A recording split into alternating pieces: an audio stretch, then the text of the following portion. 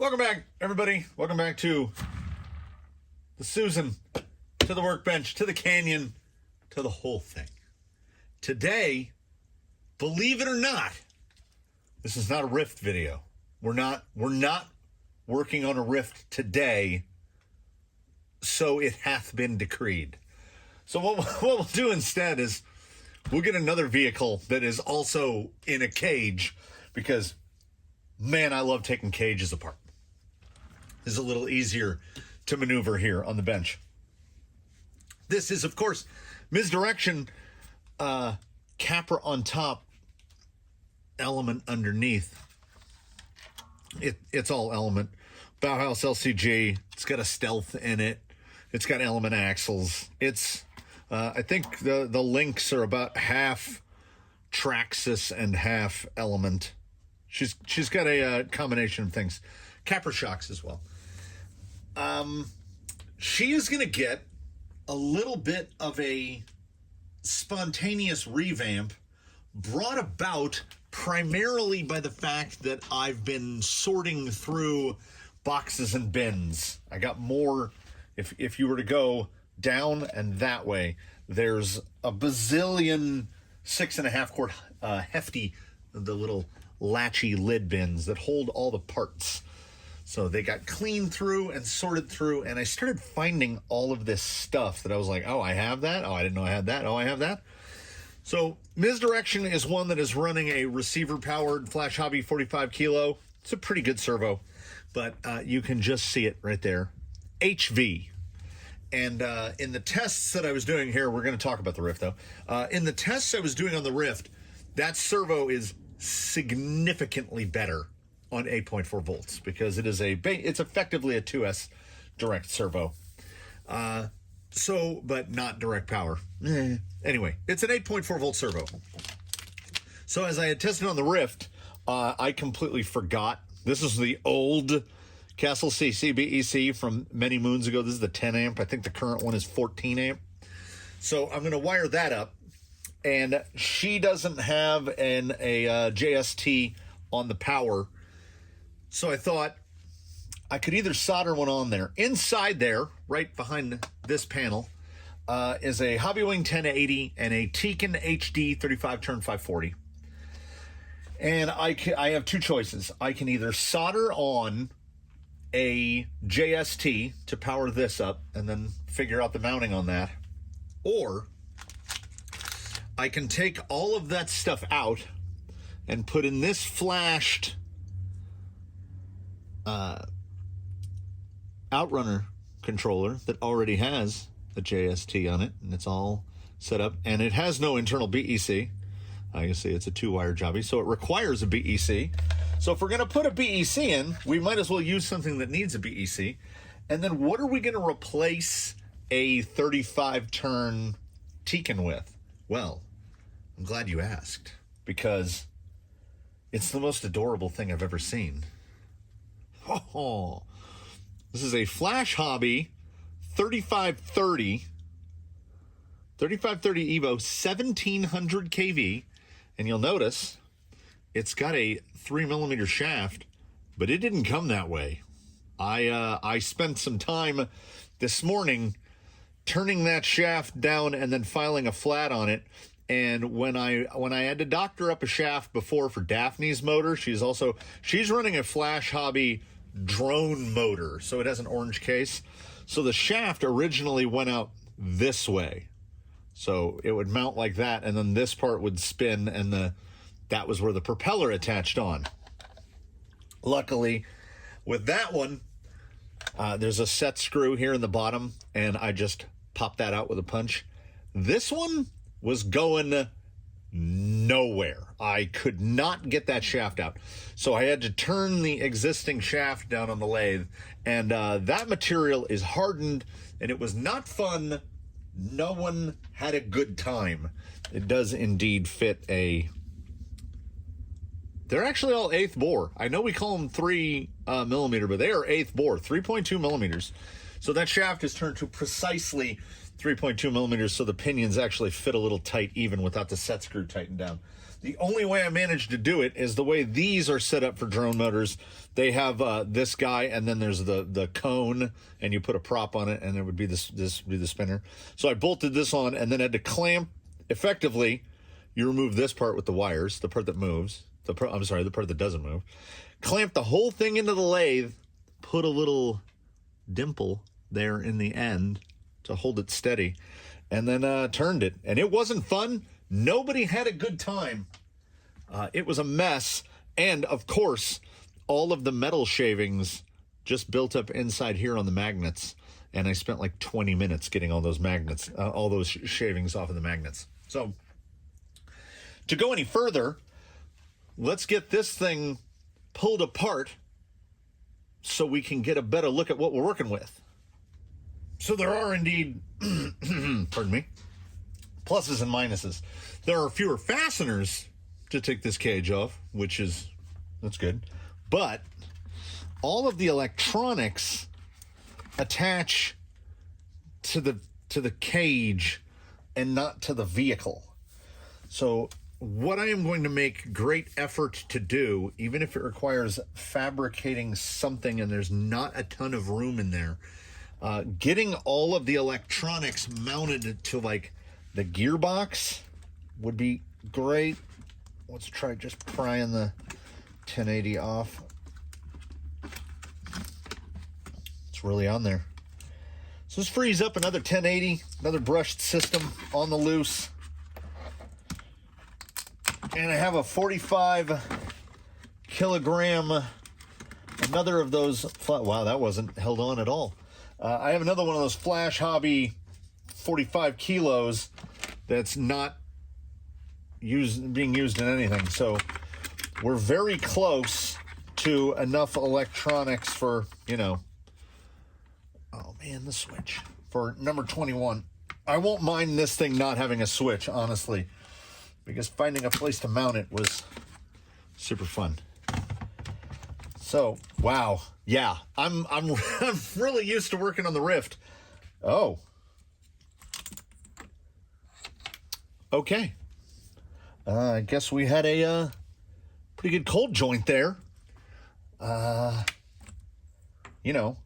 Sometimes better to find these things now than later. I'll call myself lucky on this one. Yeah, I guess it was just fully cold jointed. It used to be soldered right there. Let's look a little closer. Yeah, there's no evidence that anything was ever soldered there at all. Yeah, sometimes you get a cold joint. So we can take all this stuff off. Aside from mounting the electronics, which I feel like I'm being a little bit hopeful about, maybe excessively hopeful. Like the tightness and clearance, like look at that.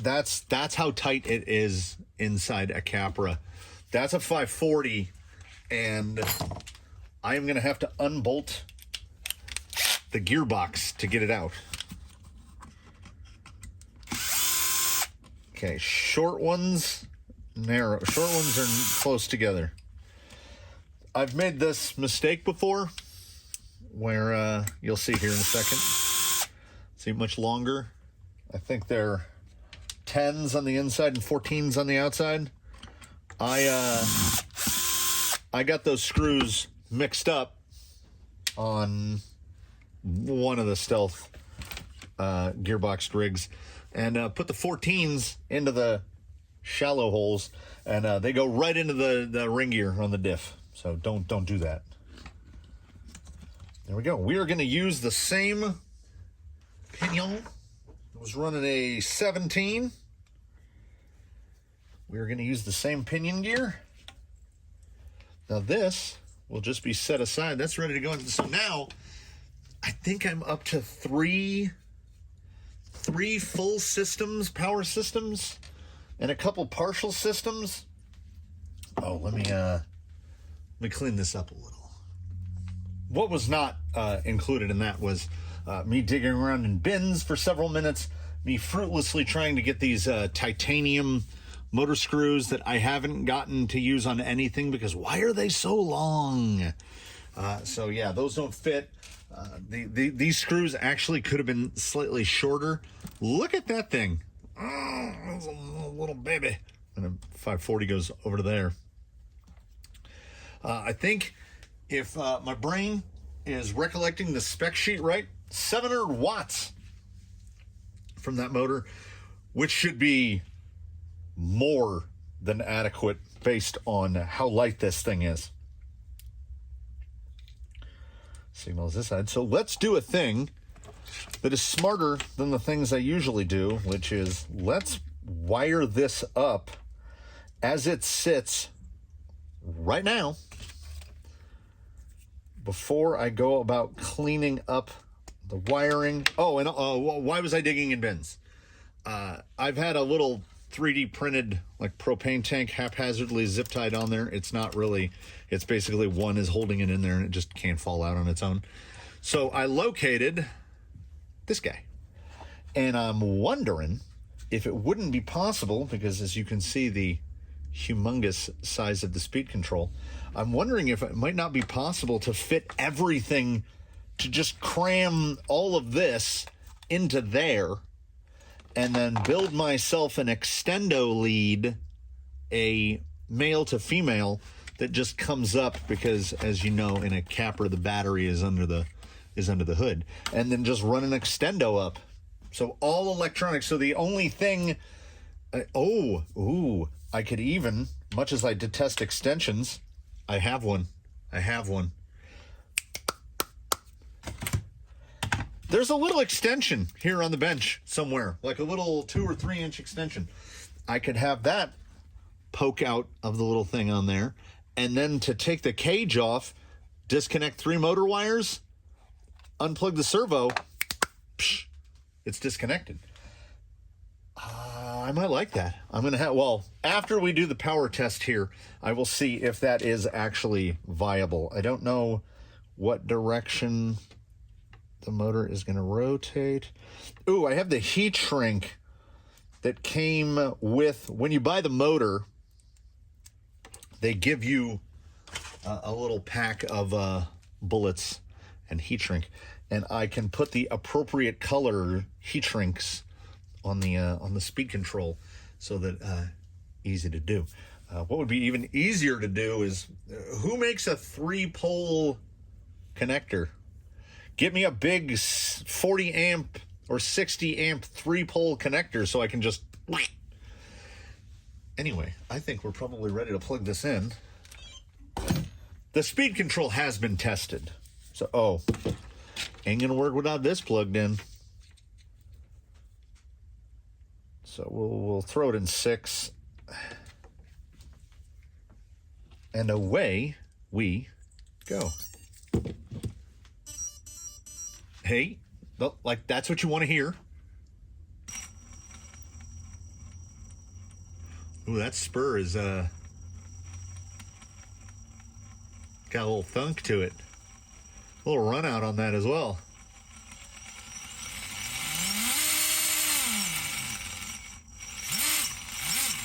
Torquey little monster. Look at it.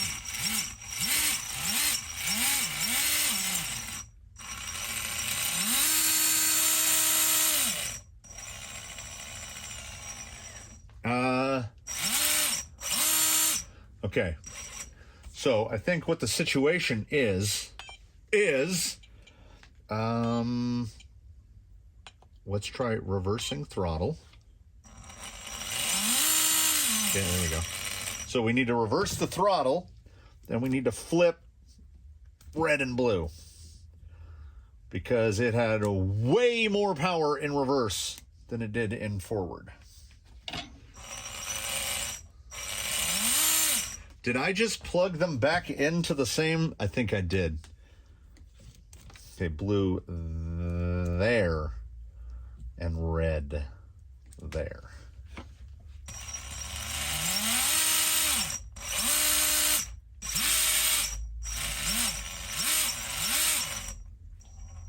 Yeah, I gotta do something about that spur. Like, I don't know if it's got a piece of gravel stuck in it or if it's got a chipped tooth. The mesh seems fine. Yeah, I just don't like the sound of that. I don't like the noise that makes. So I am going to dig through some more bins. And even if we got to go to 32 pitch, I'm going to dig through some bins and replace that. I might have some alloy slipper deletes. I don't know. We're going to find out, but I don't want to live with that. I love how quiet this thing is. Well, watch with me. If we pull this off,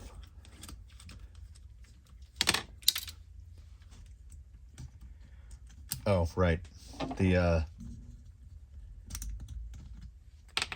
the mesh, because of I'm you know what? I'm going to change that pinion too.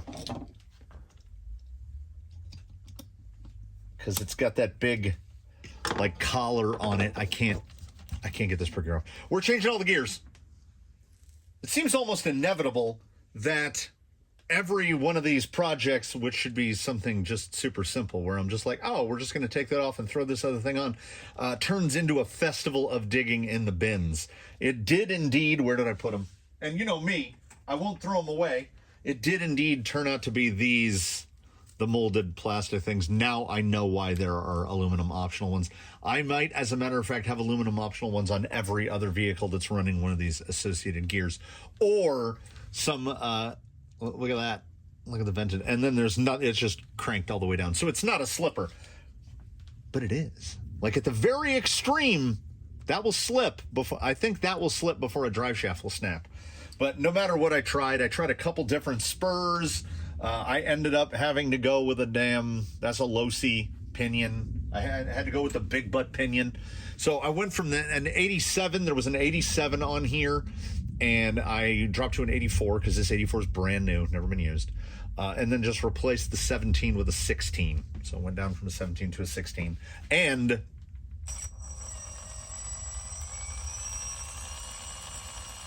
I mean, I don't think I can get it any quieter than that. I think that, like,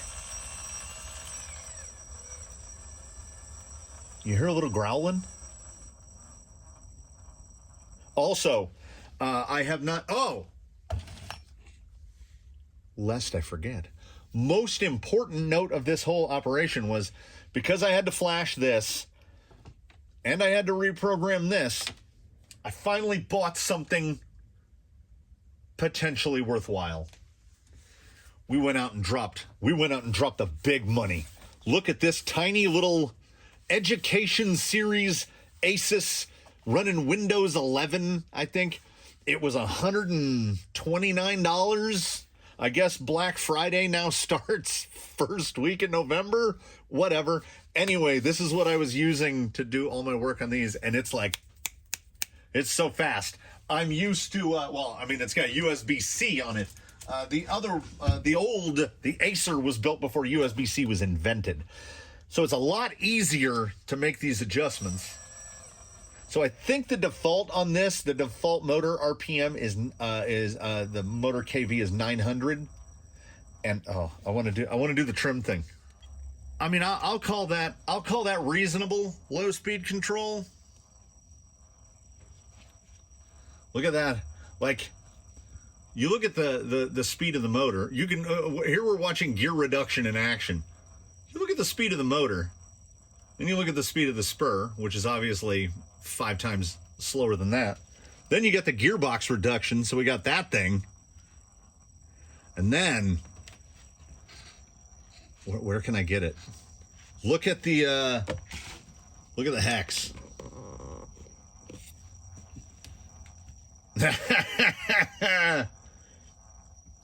These are the things that please me on an irrational level.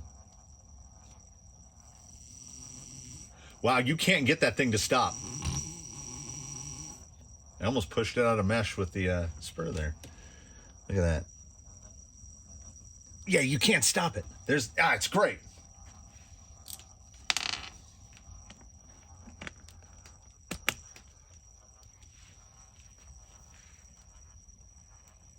What's not to love? Outrunners, man.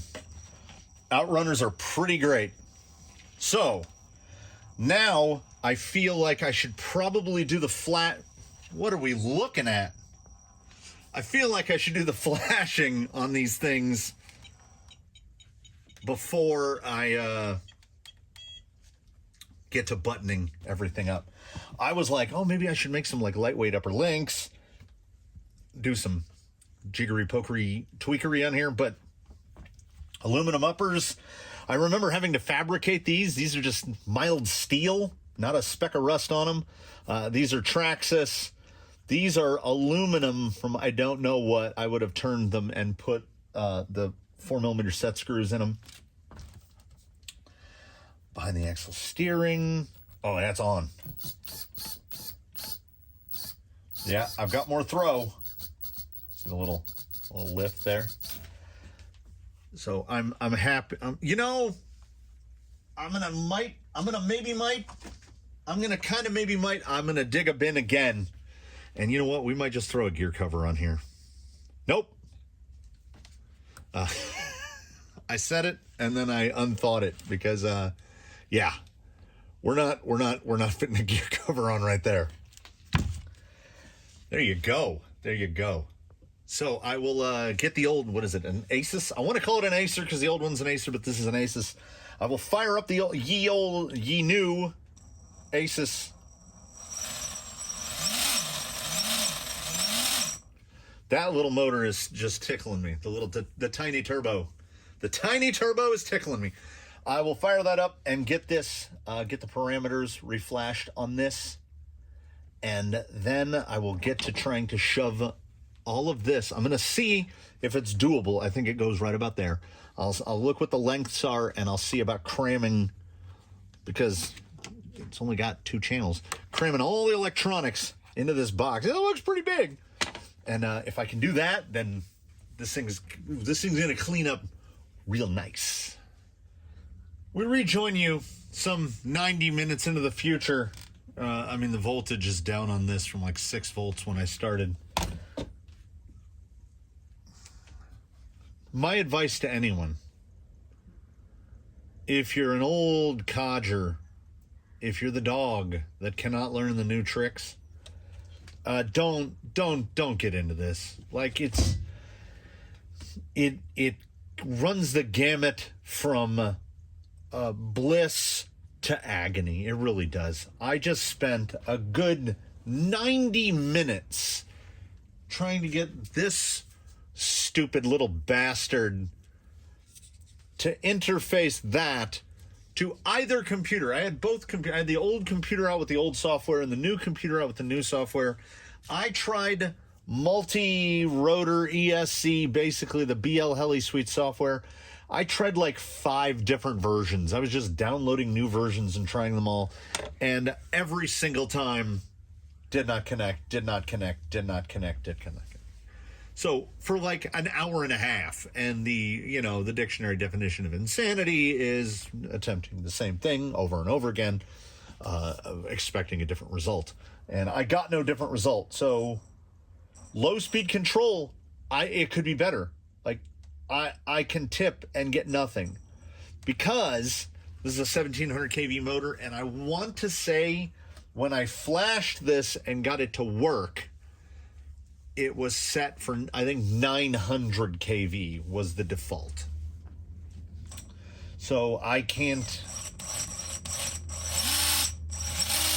get it to work. I cannot get it to work. So I am going to locate an extension. I swear to God, it was right here. I am going to locate an extension. I am going to make an effort to cram everything into that box. And then we're going to put this expletive back together, because man, do I miss the Hobby Wing Quick Run Fusion Pro. Put it in, turn it on, calibrate your throttle, done. Hey, there's the one upside of the whole day. All right, I'll see you in a minute. So what happened is what oft happens. I sat and stared at it for a not inconsiderable amount of time, and then discarded the idea of putting everything in here because it's more wiring, it's more soldering, it's more connections that can get pulled out or fail or whatever, unnecessary complications. So I just took a bunch of zip ties and I made a forbidden Chipotle burrito. You can see the BEC right there. You can see where the motor leads are going in right there. I think that's the little bottom edge of that's the receiver. The speed control is up above it. Everything is all just bundled together. So now it's much like a Rift, where to take this apart, you take these 4 out, you take those 2 out, you unbolt the shocks, you just lift it off, and all the electronics will just kind of stay in place right there. If I had the gumption, I would build some sort of bracketry that goes under this part, the back of the boot, that would physically mount it to the center chassis so that it's not attached to the to the cage at all. But for now, it will operate just as it is. Then as I was looking at it when I'm putting it back together, I had since put on an XOR link riser in the back, which helped a bit. You see the extra added bits of silver there. I extended the rods about 2 millimeters. They could stand about another 2 millimeters. There's not enough meat on the threads to add a 4 millimeter spacer. So I'm going to have to look into refabricating upper links. Also, it never really comes into play. Like that's contact, that's touching. But we never really do that. So that amount of travel limitation, that's probably fine. Then I was starting to put the wheels on and noticed that everything was kicked way over to one side, which I'm pretty sure was at least partly brought about by, if I move my finger, there you go. Nice little bend to it. I got to stop buying these lightened out ones. I like that they have the long offset right there, because then I can run the steering ball on the inside, which keeps it sort of out of harm's way. This is one for like a Spectrum. I think that came on something Arma and was replaced maybe off of a Kraton or something. That looks pretty beefy. So hopefully I won't succeed in bending that one. But who knows? It has been rough, let's say. It has been a rough transition.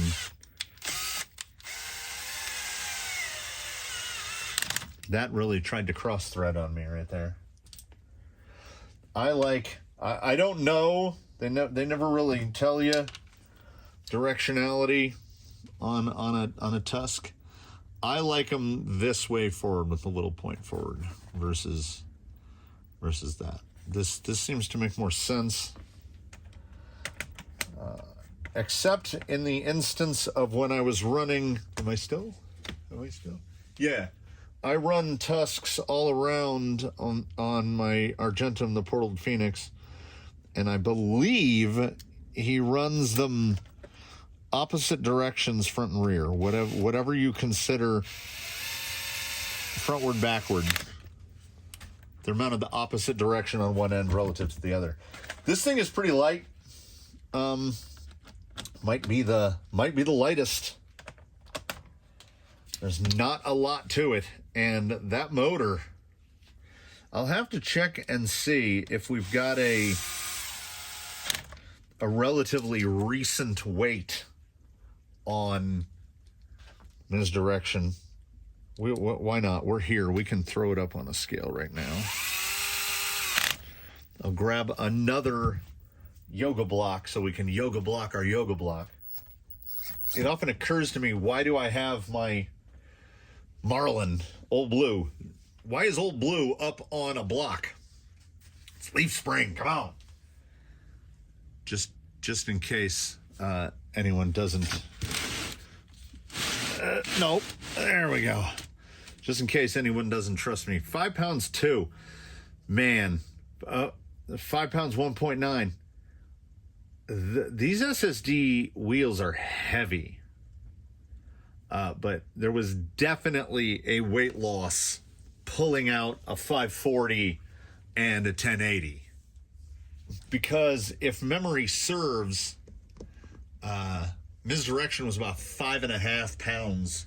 So I think we could have dropped 6 ounces.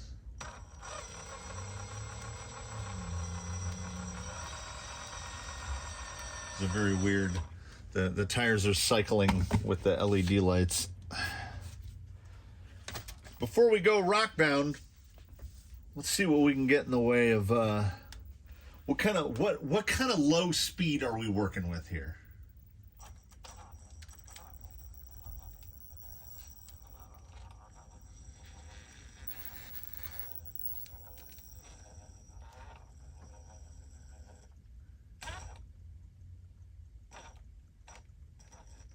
Yeah, you can feel it wants to start.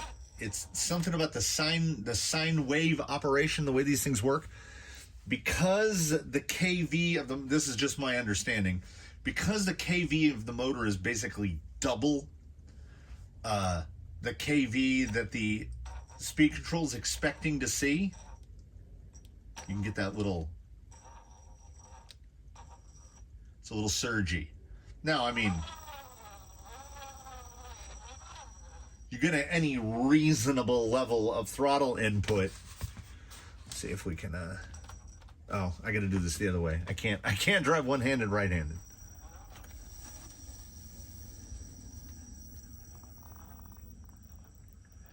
It's not that it's something that makes an impactful difference. I'm just so spoiled by how low those Fusion 2300s will go.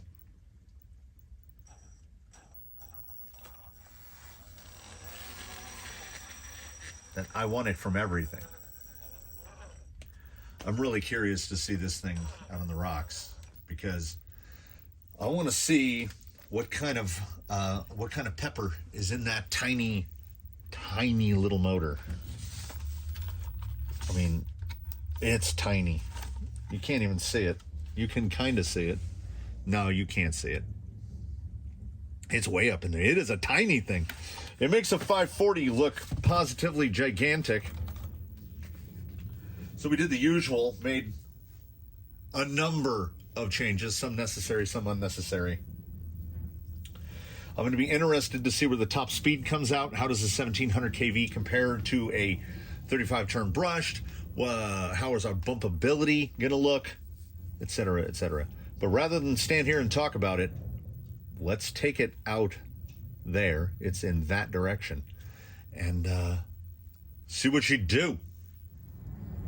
You'll have to give me some latitude on first drive here as, again, we followed the long and storied tradition of making many changes all at once. So I noticed when putting the wheels back on for the umpteenth time, the fronts have those Amazon dual stages, and they are really sliding around on the beadlock rings. Like when a tire gets bound up, I'm assuming it's just going to shove the tire over to one side. Little drag brake test here. Tiny little bit of roll. I'm gonna plunge in again. Hopefully, after the comments section has had some time to look at it, to try to figure out what I'm doing wrong with the software. Yeah, see, on the rocks, the low speed is quite good. I feel like I can notice the little loss of weight. It's all sprung. It was only sprung right that was removed. Yeah, the low speed is really good.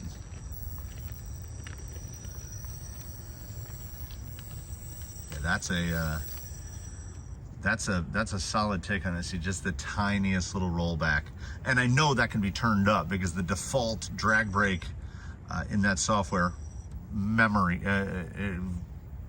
conditional to the strength of my memory. It's only on like a 5 out of 10, 6 out of 10.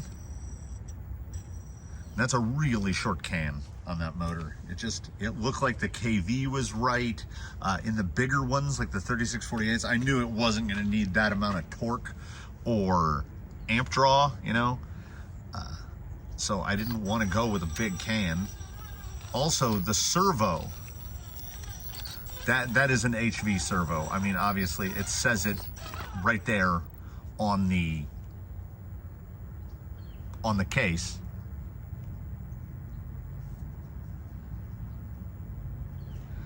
It says HV right there, and I looked it up, and it is indeed 8.4 volts. And this servo is far happier on 8.4 volts.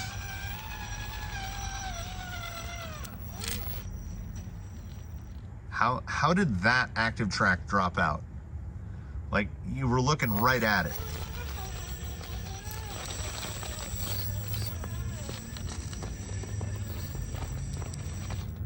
Just really want to test this low speed.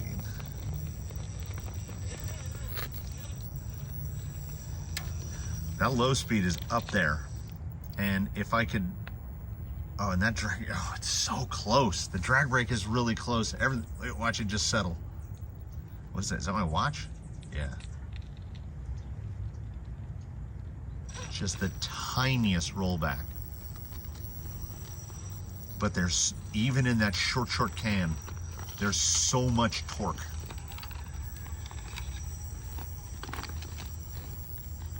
I mean, if you never have to futz with the software, awesome. If you're just gonna get whatever type of Outrunner-esque speed control and plug it in and go, it'll go. All right, side hill here. Side hill has always been the weakness. You can see how high that tire, right there. If only I could dial the speed control in to get that low speed. What that was that was a loss of fidelity that I couldn't hold the line. While I'm at it, let me complain about the uncomplainable. It's hot and cold at the same time. The air is cold, but the sun is very hot. Okay, how's that corner gonna stay down? Is it gonna push over? Nope, it's gonna fall out of frame.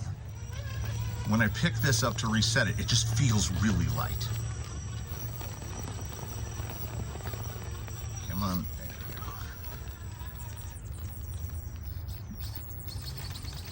The tusks respond really well. They're a responsive tire. I feel like the rear is out gripping the front a little bit.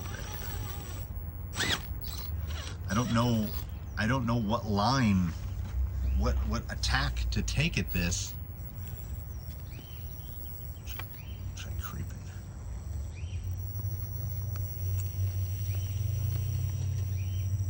Yeah, this is definitely her forte, which is just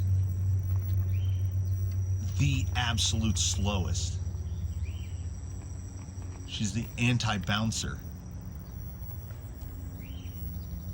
That carve up there. And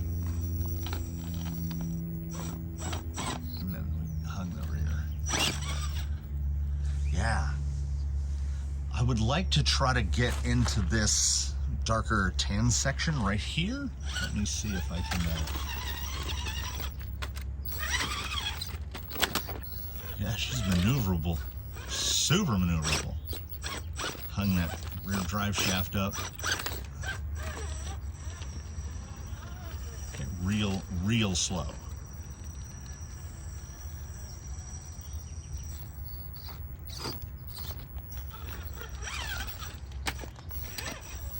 Yeah, it has transformed into something. I'm picking it up already. The predictability, right? I have definitely harped on this before. The, in a go fast car slip angle, where you can tell the point. Let me see here. I might be able to live with that. When you can tell when a car's going to go away in a corner. I think in the past I've called it flip angle on these, where you can tell when the load is transferring too much to the rear and it's going to pop over backwards. Let's see if she can pull this. Like zero drama.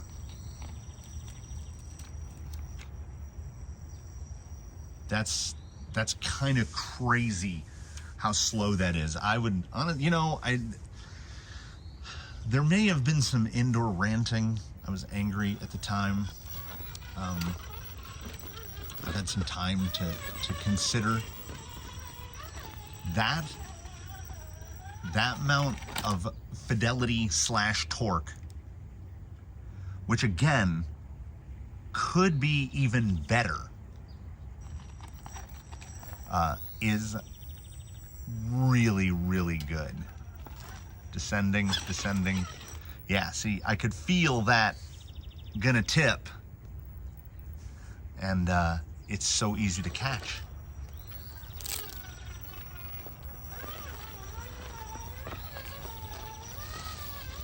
Let's go straight up these. We've done this before. Driving into sun and shadow is no friend of the gimbal, but okay. I need to get the pumpkin clear. Come on, there we go. Yeah, look at her just, oh yeah. When she did the tail stand there, oh, and the wheels, it's really planning the wheels more. Because in unscientific terms, taking away sprung weight is very similar to adding unsprung weight, because the wheels are now a greater portion of the total weight of the vehicle. So she got the CG moves down. No matter how much you take off from sprung weight, the CG is going to move down, and hers moved down. And then, I mean, I thought I had good low speed on that Tekin. That Tekin is really good, but I mean, come on, because I will just push it. She's easy to turtle though. As mentioned, you can see how domed it is out there and how hanging over it is right there. Like, and the other one is the opposite way. So the tires are really sliding around. And I think why it feels like the rear is out gripping the front is that sometimes the tires are just shifting back and forth. The rear, it being just a regular J-Concepts medium, is not shifting at all. So let's do a little something stupid with the tires, at least just for a minute, just to see what happens. This was thought of by me and suggested by the comments kind of at the same time. It looks ridiculous. She looks like one of those swamp buggies that drives in like a couple feet of water. That's what she looks like right now. 2.2 bully comps. The offset is narrower than the tires she was running before. Oh no. Okay, I was like, you better fall off, because that was almost too much. So I think on these tires, on the offset that's on these wheels, because obviously these came off of rift axles. I think she's about as tall as she is wide.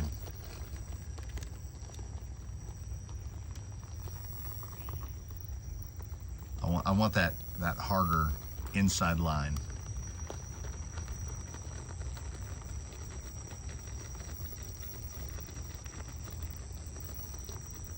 It is really responding well to that super low speed control though.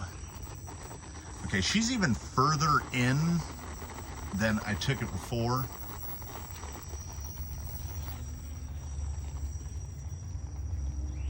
It's almost inexplicable. Am I gonna have to get another set of those CF 2.2s? I wanna see the breakover.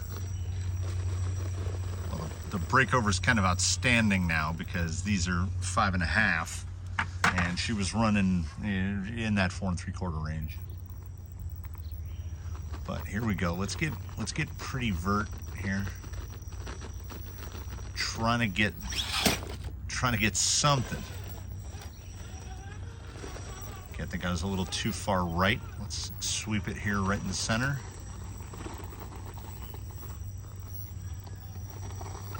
You have to make your own side lug. I could cut that throttle input at just the absolutely right second there. Okay, I took a hand off the steering wheel. Gotta make your own side lug.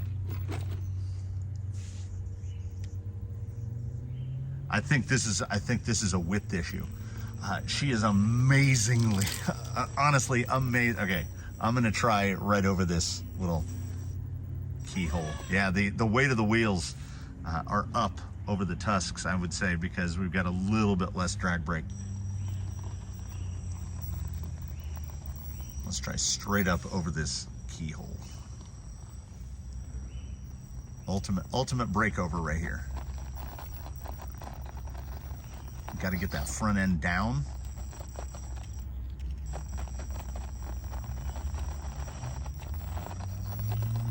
Sliding the drive shaft a little.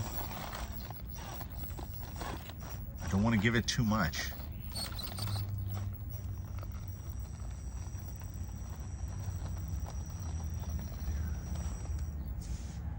I mean, I'm gonna leave it to the people of the comments on this one. Okay, that was me not paying attention, but it doesn't matter. She'll just paw right back up. Do we test this out?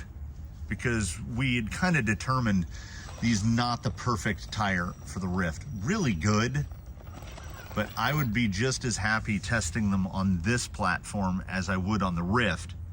And I think, I don't know, it's starting to look, is it just me? Is it starting to look right? Like, it needs more offset for sure. That is way too tight. Although, you know what? Ooh, so that's the amount of spring pop in this thing is nuts.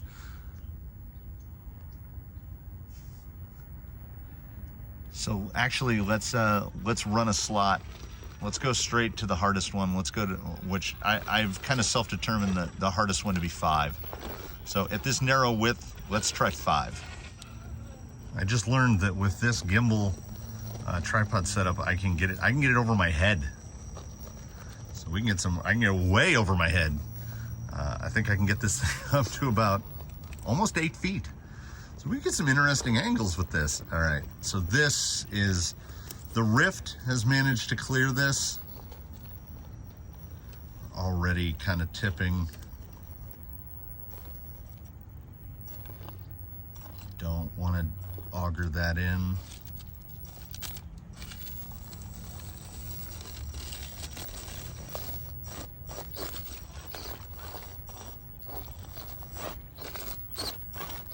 No, I think the cage is caught up. Yep. Oh, that's not just caught, that's fit in like a puzzle piece. But as we all know, every rig is a little different. I am gonna try, see, there's that little lip right there.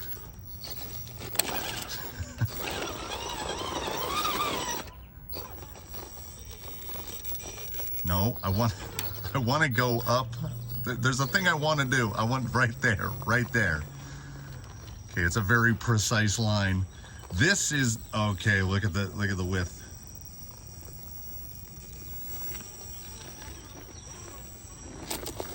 Oh, you're not out of it yet. Oh, that back tire just dropped in.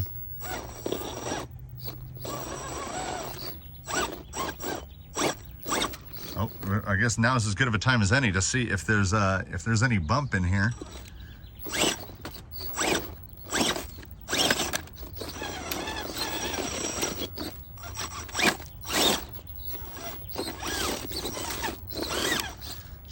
She thought she was out. I'm gonna give her one more shot, and I'm gonna attempt to triple task and outro while we're in it. So aside from the software issues, which, you know, I blame on my age and inability to adapt, I found that cut though. I think everything so far has been pretty positive. Motor ESC, the increased voltage to the servo, everything good. And these are definitely, like I say, we'll let the comments come to a consensus as to, do we continue the Injora All-Star Hobby Bully comp tire experiment? Do we continue it on the Rift, or do we kind of switch it over to misdirection? We're moving it from a 9-pound rig to a 5-pound rig, and they seem to have every bit as much traction in this format. So, oh no, fell in. I don't call this a hard line for nothing.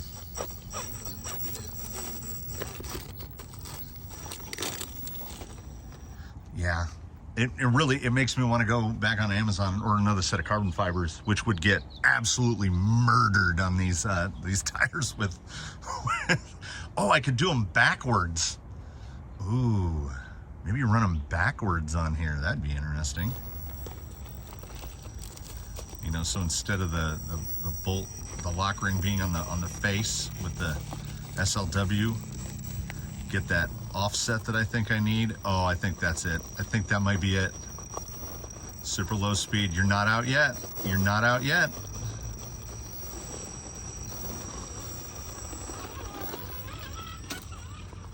So the only two people that have managed to clear that line are both in cages, and that one is a puzzler. You gotta take it just right. The watch is just catching the sun every time. So thank you so much for watching this one, everybody. Give me some input. Give me some comments below. Like, what do you think? Are these tires an abomination? They definitely look more scale to me on misdirection than they do on the Rift. Can she paw this rock? That's pretty grippy. I'm not trying to oversell it, but that just pawed right up there. So that's that for this one. We're launching way back. This is I should have noted it at the beginning. I'm hoping it came from the Workbench. I think this is volume 4. Adding whatever part this is much later than the other part, and there should be another part added on because we gotta figure out something to do about tires. I think rear link position might be worthy of messing with, both the angle and the forward mounting point. But anyway, that's stuff for the future. So please do comment below. Drop a like, it's free. Subscribe if you haven't, why not? I'm up to like 67% unsubscribed, which is like, hey, wherever the views come from. It's just, hey, I put out a video almost every day, everybody. So, if you subscribe, you can absorb mountains of rambling from a dude with a backyard full of rocks. So I will bid you adieu from this installment of It Came From the Workbench. I will thank you one last time for watching. I do indeed hope that you all do your very best to have a good one. And, of course, we do very much look forward to seeing you in the next one.